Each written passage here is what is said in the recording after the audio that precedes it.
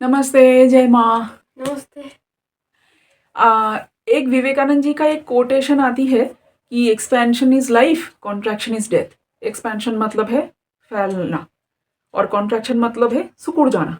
हाँ, एक्सपेंशन मतलब क्या? फैलना। तो चैतन्य जो है, कॉन्शियसनेस जो है, उसका बड़ा होना ही लाइफ है, कह रहे हैं। और सिकुड़ जाना मतलब जितना हमारा कॉन्शियसनेस चैतन्य सत्ता सिकुड़ जाएगा, उसमें मृत्यु ही है। तो इसका मतलब क्या हुआ कि फैलना मतलब क्या? जैसे हम जब जो एक कैटेगरी के इंसान रहेंगे ना, जो सिर्फ सोचेंगे मेरा चल जाए, कहीं पे बाढ़ आ गया, कहीं कोई लोग मर गए, कहीं पे कुछ और हो गया, बगल वाले गांव में लोग मर गए, किसी में बस गिर गया, लोग मर गए, मतलब उनको कोई परवाह नहीं है। वो खाली कह रहा है अरे ऐसे तो होता रहता है दुनिया में, मैं मेरा चल रहा है ठीक, बस हो गया, और कुछ परवाह नहीं है। तो वो जो सेल्फिशनेस है, जो सिर्फ आत्म केंद्रिक ही जिंदगी है, उसमें मृत्यु ही है। क्यों? वो जिएगा, मरेगा, उसका और कुछ नहीं है, उसको कोई याद नहीं करेगा, क्योंकि उसका पूरा स्वार्थी जिंदगी है। कोई स्वार्थी आदमी को कोई नहीं याद करता। पर जिसका उससे बड़ा मैं भी ठीक रहूं, मेरे परिवार भी ठीक रहे। हाँ, जिनको वो परिवार सोचता है, अगर गांव के आस पड़ोसियों को भी वो परिवार के जैसा सोचता है, तो उनका भी भला उनका भी सोचेगा। बगल वाले में कोई मर गया, वो भी, उसको भी रोना आ रहा है कि अरे यार वो अच्छा आदमी था। तो वो थोड़ा सा और एक्सपेंशन हुआ, है ना, चैतन्य सत्ता की। और एक्सपेंशन जहां पे तुम पूरा उत्तराखंड का भी सोच रहे हो कि अरे हमारे उत्तराखंड में कैसा हो रहा है, कैसे प्रगति हो रही है, यहाँ पे अच्छा हो रहा है, वहां पे पुल बन गया, बढ़िया हुआ है, वहां पे ऐसा हुआ, बढ़िया हुआ है। कहीं पे बुरा हो रहा है, अरे वहां पे लैंडस्लाइड हो गया, वहां पे वो रोड बह गया, बड़ा परेशानी हो रहा होगा वहां के लोगों को। तो तुम्हारा मतलब और भी एक्सपेंशन हुआ। फिर तुम पूरे देश के बारे में सोच रहे हो, पूरे भारत में भी कैसा हो रहा है ना हो रहा है, उसको लेके भी तुम्हें फिक्र है। और भी एक्सपेंशन, और भी उच्चतर जो इंसान है, मतलब यह है बेहतर और बेहतर और बेहतर और बेहतर इंसान। जो इंसान मतलब बेहतरीन इंसान है, वो पूरा विश्व का ही सोचेगा। मतलब स्वार्थ से लेके पूरे विश्व चिंता तक उसको सब कुछ का फिक्र है। वो अपने परिवार का देखभाल भी करेगा, ऐसा नहीं है कि नहीं करेगा, वो अपना देखभाल भी करेगा, वो परिवार का देखभाल भी करेगा। पर उसको पूरे विश्व का भी फिक्र है कि हाँ, पोल्यूशन हो रही है यार, प्लास्टिक का कचरा बहुत हो रहा है, प्लास्टिक का कचरा हम गांव में नहीं करेंगे, हमसे जितना हो पाता है हम भला करें, हम कूड़ा इधर उधर नहीं फेंकेंगे, हम चीज़ों को मतलब ठीक ठाक करेंगे, वेस्ट मैनेजमेंट सोचेंगे कि अरे डिफॉरेस्टेशन विश्व में इतना बड़ा प्रॉब्लम है, तो हम कुछ पेड़ यहाँ पे भी लगा देते हैं। मतलब हमसे जितना भला हो पाता है हम करेंगे, पूरा विश्व का भी फिक्र उनको है। तो इतना वो है सबसे बेहतरीन इंसान। फिर है कि स्पिरिचुअलिटी, आध्यात्मिकता वही है कि तुम्हें और बेहतर और बेहतर और बेहतर की ओर ही ले जाएगा, जो आध्यात्मिकता में है। लोग सोचते हैं कि मंदिर में जाके पूजा पाठी करना, कोई एक भगवान का भक्त बनना, कोई एक देवता का भक्त बनना ही आध्यात्मिकता है। पर वो नहीं है।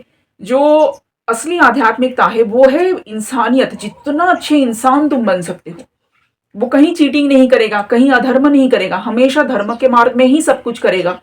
वो है आध्यात्मिकता। व्रत करना, उपवास करना, मंदिर में जाके दिया बत्ती कर देना, वो कुछ नहीं है।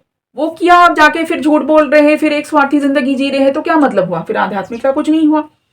तो इसीलिए आध्यात्मिकता यही है। जो ऐसे भी इंसान होंगे जो कोई देवी देवता का भक्त नहीं है, कोई मंदिर में नहीं जाते, कोई व्रत उपवास नहीं करते, कोई धर्म में विश्वास नहीं रखते हैं, फिर भी उनको भगवान प्रिय है, भगवान उनको पसंद करेंगे, भगवान उन पर प्रसन्न होंगे। क्यों? क्योंकि वो विश्व का सोचते हैं, हमेशा धर्म के मार्ग पे रहते हैं, हमेशा सबका भला कर रहे होंगे तब। तो इसीलिए मतलब वो है कि एक्सपेंशन इज लाइफ। एक्सपेंशन, जितना चैतन्य सत्ता का स्फुरण हो रही है, एक्सपेंशन हो रही है, उसी में ही असली प्रगति है, आध्यात्मिक प्रगति है। उसी में ही जिंदगी मतलब एक्चुअल लाइफ है। जितना संकुचित होता गया, संकुचित होता गया, वो संकुचित होते होते, स्वार्थी होते होते, फिर वो खत्म। बिल्कुल, है ना, संकुचित होते हो, संकुचित होते होते फिर क्या है? फिर खत्म, कुछ नहीं है। पर एक्सपेंशन का तुम्हारा कोई वो नहीं है, कहीं खत्म नहीं है, तुम कितना एक्सपैंड कर लो, है कि नहीं, है ना। तो वैसे ही, तो अगर सोचेंगे अच्छा पूरा विश्व का सोच रहे हैं, उसके बाद ऐसे भी संत हैं जो देवताओं का डायमेंशन भी देख रहे हैं, तो उनको देवताओं के डायमेंशन में भी वो इंक्लूजन हो गई। तो ऐसे ही मतलब वो आगे बढ़ते गए बढ़ते गए बढ़ते गए। अवतार जो है, तुम सोचो, अवतार जो है, अवतार के पार्षद जो आते हैं विश्व में, वो भी तो कोई बहुत उच्च कोटि के आत्मा है। कहाँ सप्तलोक में विराजमान कोई बड़े आत्मा होंगे, वो उनको दया भाव से पूरे विश्व कल्याण के लिए वो अवतरित होते हैं, तभी तो अवतार तो अवतरित हो रहे हैं। और उनमें भगवान ही दिखते हैं, क्योंकि वो वही है, वो एकात्मता हो गई ना भगवान के साथ, तो उनकी एकात्मता हो गई है जो सप्तलोक के वासी है। तो वो आगे कर रहे हैं, जब यहाँ पे अवतरित होके विश्व कल्याण के लिए जब उनका जिंदगी बिताते हैं, तो तुम सोचो मतलब मनुष्यों के लिए उनकी कितनी दया और पूरे विश्व के बारे में उनकी सोच चिंतन है। तो वही है एक्सपेंशन ना, कि तुम कितने सबके लिए तुम सोच रहे हो, सबके लिए तुम्हारा फिक्र है। अब लोग कहेंगे हाँ कुछ भी हुआ क्या फर्क पड़ता है। अगर फर्क नहीं पड़ रहा है तो फिर सोचना पड़ेगा कि इंसानियत उसमें स्फुरित नहीं हुई है। जितना तुम्हारे अंदर इंसानियत स्फुरित होगी, जितना तुम बेहतरीन इंसान बनोगे, उतना तुम्हारा फिक्र रहेगा। सबके दुख में दुख महसूस करना, सबके सुख में भी सुख महसूस करना, किसी और का भला होने पर भी खुशी महसूस होना, यह है बेहतरीन इंसान का लक्षण। उसी में ही आध्यात्मिक प्रगति है। आध्यात्मिक प्रगति का ये भी एक लक्षण है। ऐसा अच्छा लगा, समझ में आई थोड़ा थोड़ा? जय माँ, हरिओम। तो वो एक्सपेंशन इज लाइफ, वो एक्सपेंशन होते होते फिर लास्ट में वही आध्यात्मिक प्रगति होते होते यही अंतिम रियलाइजेशन होती है, अनुभव होती है कि अहम ब्रह्मास्मि, सब कुछ ही मैं ही हूँ, एक ही है सत्ता है, जो कुछ है वो एक ही सत्ता है, दो कुछ नहीं है, बहुत कुछ नहीं है, बहुत सारे कुछ नहीं है, जो भी है ये फिजिकल यूनिवर्स, ये पूरा सत्ता एक ही है। जैसा मैंने एक पहले वीडियो में भी बोला था कि ये पूरा शरीर है, ये शरीर का जो हर एक कोश है, हर एक सेल है, वो हर एक सेल सोच रहा है कि मैं हूँ, मैं ये हूँ, मैं यहाँ पे रहता हूँ, हाँ मैं, या तो उंगली का एक सेल है, मैं यहाँ रहता हूँ, मेरा ऐसा जिंदगी है। फिर वो अनुभव करता है कि अच्छा मैं तो धीरे धीरे जैसे अंतिम प्रगति करते करते जब वो आध्यात्मिक चैतन्य में वो सोचेगा कि अरे मैं, ये पूरा मैं ही हूँ, ये जो शरीर है ये एक ही सत्ता है, इसी के ही सारे अंश है। तो वैसे ही ये पूरा जो फिजिकल यूनिवर्स है, ये पूरा फिजिकल यूनिवर्स एक ही सत्ता है, ये हर एक जो यूनिट है वो रियलाइज करेगा अंतिम पड़ाव पर। तो वही है कि एक्सपेंशन की अल्टीमेट एक्सपेंशन में, ह्यूमन प्रगति के अल्टीमेट एक्सपेंशन में, कि अहम ब्रह्मास्मि, ये फिजिकल यूनिवर्स जो है ये टोटल मैं ही हूँ, एक ही है, वो रियलाइज करना।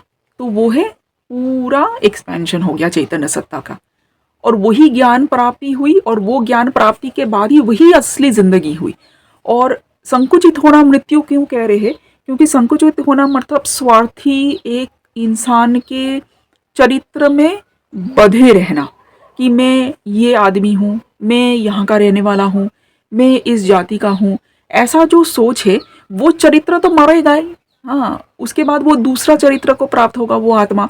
तो जब तक वो आत्मा ये नहीं हर एक बार सोच रहा है कि ये चरित्र में हूँ, तो वो चरित्र तो मरेगा, मृत्यु को प्राप्त होगा।